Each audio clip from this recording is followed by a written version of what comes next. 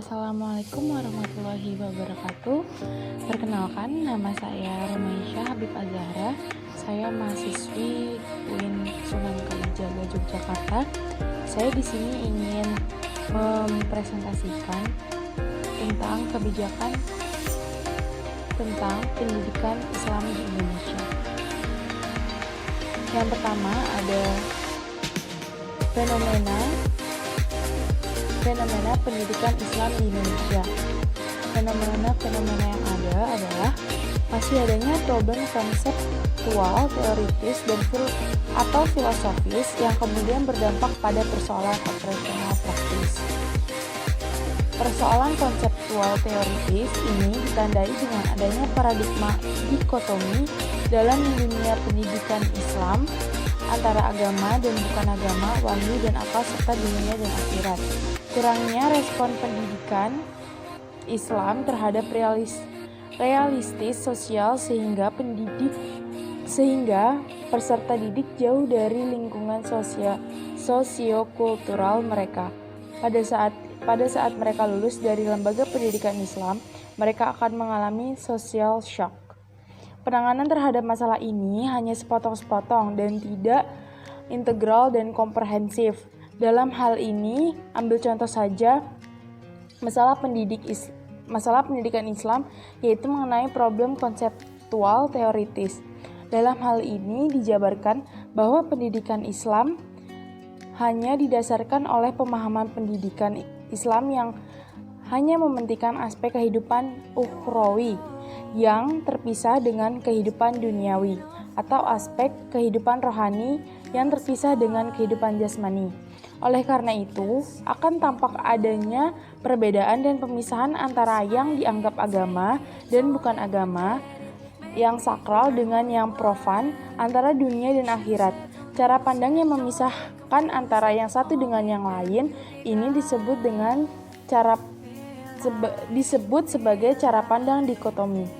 Pemisahan antara ilmu dan agama hendaknya segera dihentikan dan menjadi sebuah upaya penyatuan keduanya dalam suatu sistem pendidikan integralistik.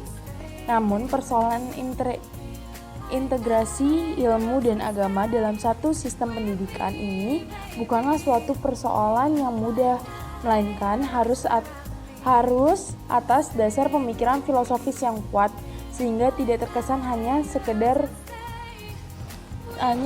tambal sulam.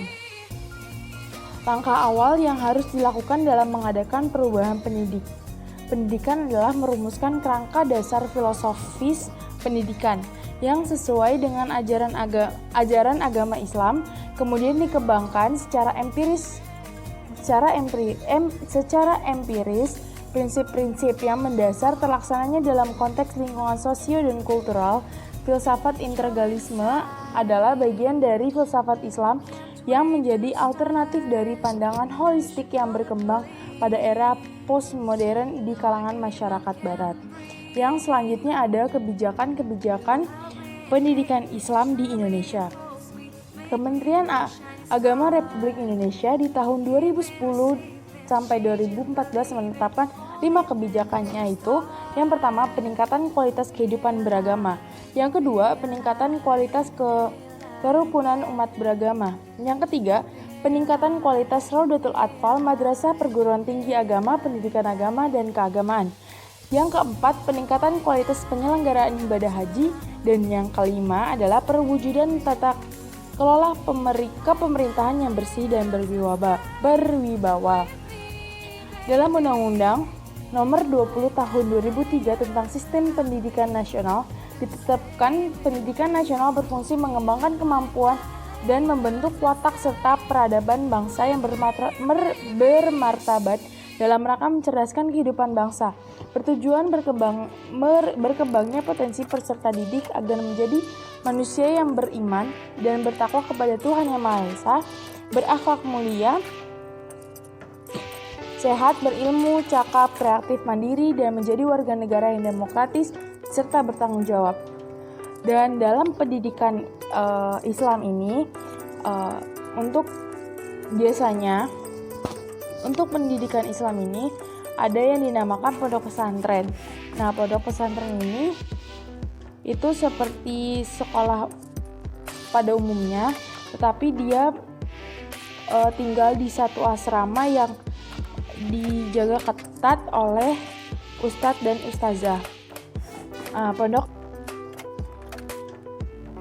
Dari segi jalur pendidikan, pondok pesantren dan madrasah diniyah dapat dimasukkan ke dalam jalur formal dan non-formal.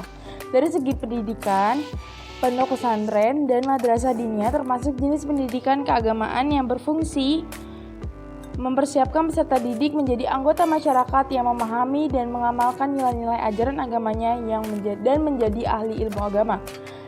Dari segi jenjang pendidikan, dengan nama dan bentuk yang berbeda, pondok pesantren yang berjenjang dapat dikelompokkan dalam pendidikan dasar, menengah, dan tinggi. Yang terakhir adalah apa yang seharusnya terjadi pada pendidikan Islam di Indonesia sekarang. Yang seharusnya terjadi pada pendidikan Islam di Indonesia, yang seharusnya terjadi adalah kurikulum pemerintah yang seharusnya mendukung penuh dalam pelaksanaan pendidikan Islam di Indonesia, dan kesejahteraan guru yang menyamaratakan guru pendidikan Islam dengan guru-guru yang lain. Terima kasih. Sekian dari saya, kurang lebihnya mohon maaf. Assalamualaikum warahmatullahi wabarakatuh.